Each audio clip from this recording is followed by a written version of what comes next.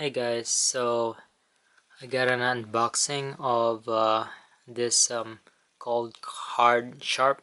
It's a credit card knife. So let's get started. Okay, what comes in the box is a guide, and it's pretty straightforward.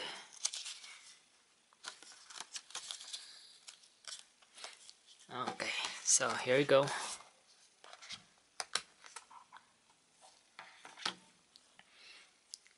So it has a lock right here, as you can see, and to release this is you just rotate it.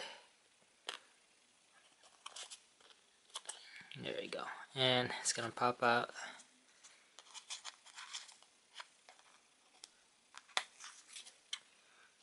Goes like this, and this one would go first. Fold it like this, and like that.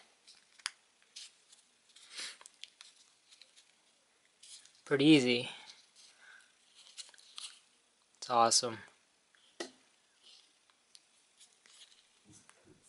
The only problem about this is that this is a plastic. It would have been better if it's either carbon fiber or steel or aluminum. But you know what?